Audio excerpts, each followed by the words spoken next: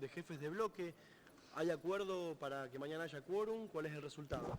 No hemos sido convocados a participar de la reunión de los jefes de bloque de los distintos bloques, solamente han seleccionado algunos bloques con los que venían conversando y han funcionado como aliados en el dictamen.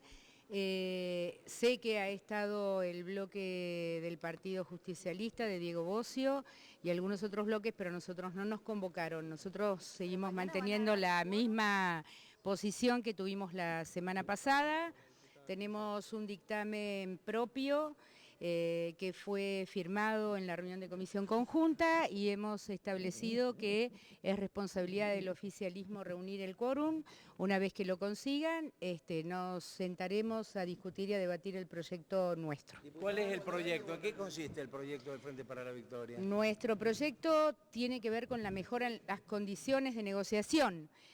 Hasta ahora lo que se nos ha propuesto desde la presencia del ministro Prat-Gay hasta el presidente de la Comisión de Presupuestos es una negociación que creemos que no es sustentable y que es injusta porque privilegia un pequeñísimo porcentaje de los fondos buitre sobre los demás bonistas, algunos de los que han entrado en el canje de la deuda, el 93% de ellos, y al resto que todavía no teníamos opinión. Hoy nos hemos anoticiado en el día de ayer que la Cámara en Estados Unidos ha postergado su resolución al respecto del pedido de Griesa, y la verdad que nos preocupa muchísimo porque es lo que vinimos preanunciando, que es justamente la posibilidad de que se abra en una espiral en la reestructuración de la deuda. ¿Qué opina de los senadores del Frente para la Victoria que tienen otra posición y que están a favor de dar quórum de movida, como es el caso de Miguel Pichetto o Juan Manuel Aval Medina? Bueno, digamos, los hemos escuchado y a algunos de ellos les he respondido, digamos, nosotros no recibimos mandato de ningún senador respecto a lo que tenemos que hacer. Sí entendemos que tiene que haber conversaciones para tener una postura en común.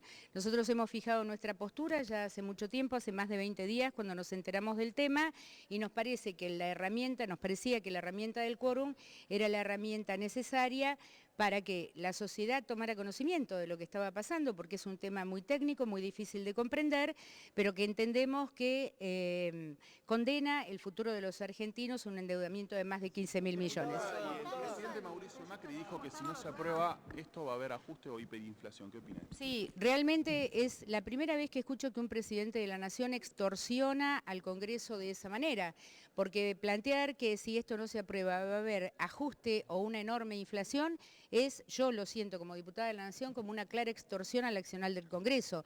En realidad, en materia de deuda, opina el Congreso, debaten los legisladores y votan los legisladores. El presidente puede dar su opinión respecto de la situación macroeconómica del país, pero nunca plantearlo en términos extorsivos. Ustedes tienen un proyecto superador, según dicen. Así es. ¿Qué fue lo que pasó que durante 8 años, teniendo mayoría en ambos congresos, no pudieron avanzar con ese proyecto ni con un acuerdo? Bueno, las discusiones con los organismos internacionales y con los deudores tienen su dificultad. Nosotros en el año 2003 comenzamos con un proceso de desendeudamiento que comenzó Néstor Kirchner y luego lo siguió Cristina Kirchner, con 2 leyes de reestructuración de la deuda y con el fin del endeudamiento con el Fondo Monetario y otra serie de organismos internacionales.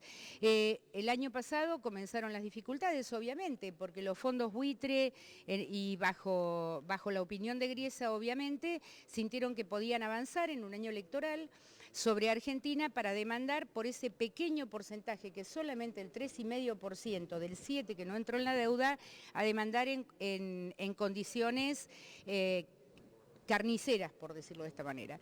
En verdad, este pequeño fondo, que todavía no se sabe bien qué porcentaje significa sobre la totalidad de los acreedores, reclama para sí más de un 500% de resarcimiento sobre cada 100. Imagine usted los bonistas que accedieron a una suma de 60 por cada 100, que es lo que van a sentir en el día de hoy, que ellos también tienen derecho a accionar por la diferencia. Esa cláusula Tenemos juicios. La cláusula cayó en enero. Sí, la cláusula cayó en enero, pero nosotros estamos bajo la ley de pago a la deuda soberana, que surgió de una resolución de Naciones Unidas que votaron 138 países, en la que habla claramente sobre la equidad que se debe tener hacia el conjunto de los bonistas de la deuda soberana.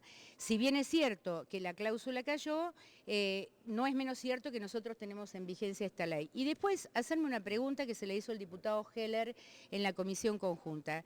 Si en verdad el gobierno tiene voluntad de pagar, vocación de pago, aún en condiciones de injusticia y de exceso como lo está planteando para los fondos NML, bueno, que lo haga por decreto. En el mes de enero y en el mes de febrero, acaba de deshacer la ley de medios de comunicación por decreto, intentó poner 2 jueces de la Corte por decreto, que lo haga por decreto, porque por otra parte, ¿cuál es la diferencia en pagarle si el gobierno tiene la voluntad de pagar? ¿Por qué hace necesaria la derogación de la ley Cerrojos? Pero es imposible de otra manera si no se logra derogar las dos leyes. No, no es imposible de otra manera. La Corte, la Cámara, que exactamente, y bueno, pero también se intentó nombrar 2 jueces de la Corte por decreto, y ustedes y yo sabemos que eso es imposible porque tiene que pasar por la Comisión de Acuerdo del Senado. El riesgo también es que no se acaba el default.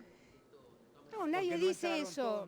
No entraron todos mire, a mí me parece que hoy por hoy... Lo que le digo por la positiva. Exactamente. A mí me parece que hoy el gobierno tiene una única responsabilidad, que es volver a Estados Unidos a renegociar los términos de este pago injusto que se quiere hacer, con el agravante de la opinión de la justicia de Estados Unidos, que prorrogó hasta el 4 de abril la opinión al respecto. Y por otra parte decirle también, y esto es para mí más serio, que además de las actitudes de la justicia de Estados Unidos o las opiniones de la justicia de Estados Unidos, tenemos también algunas actitudes vernáculas que a mí me preocupan, porque esta es una ley, como todas las leyes, pero esta en particular, porque endeuda en 15.000 millones a todos los argentinos, tiene que llegar prístina y cristalina al Congreso. Y todos ustedes saben, porque han sido ustedes los medios de comunicación los que lo han reproducido, la semana pasada tuvimos un hecho que genera un manto de sospechas sobre las tratativas con los bloques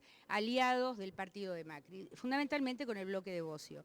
Nosotros, el bloque nuestro hizo una denuncia al respecto y esperamos que frente a semejante votación la justicia actúe rápidamente e investigue qué se quiso decir en ese chat que fue de conocimiento público. ¿Le preocupa, diputada, que no acordar pueda llegar a generar un ajuste fiscal o hiperinflación, como dijo las palabras del presidente de la Nación o el ministro de Hacienda este fin de semana? No, reitero, para mí, en lo personal, como legisladora de la Nación, eso ha sido una actitud extorsiva. Y quiero referirme también a que en el 2003, cuando comenzó el gobierno de Néstor Kirchner, teníamos una situación por demás complicada en la macroeconomía del país. Recuerden ustedes que empezamos con el salvataje de los maestros de Entre Ríos, después de no cobrar muchísimo tiempo, y sin embargo, en ese mismo momento y con las dificultades económicas y sociales, comenzó la decisión de reestructurar la deuda y que el país entrara en una avenida de desendeudamiento. Y recién, a los 2 años de comenzado el gobierno, se planteó la sanción de la primera ley de reestructuración de la deuda. Quiere decir que en verdad se puede hacerlo, que tiene que haber voluntad política y firmeza en un gobierno que pretendemos defienda la soberanía de nuestro país. Diputada, el oficialismo insiste en que el artículo 5 del proyecto impide que el gobierno pague deuda hasta que se levanten todas las cautelares. ¿Esto ustedes no lo ven así? ¿No sería garantía suficiente? No, mire, nosotros hemos pedido otro tipo de garantías. Por ejemplo, la firma del Procurador de la Nación, del doctor Balbín, que es el abogado del Estado de la Nación. Pretendemos un dictamen, al menos del Procurador, en el que garantice, ya sea en consulta con el bufete de abogados de Estados Unidos, con lo que sea, que garantice que el 93% de los bonistas que entró en la reestructuración no signifique un peligro para abrir nuevas demandas para el país. ¿Qué opinión tiene justamente las opiniones de Fernando de la Rúa este fin de semana, que decía que esto lo comparaba con el megatanque? Con el megatanque. Bueno, quienes han pasado por el incendio conocen el calor de las llamas.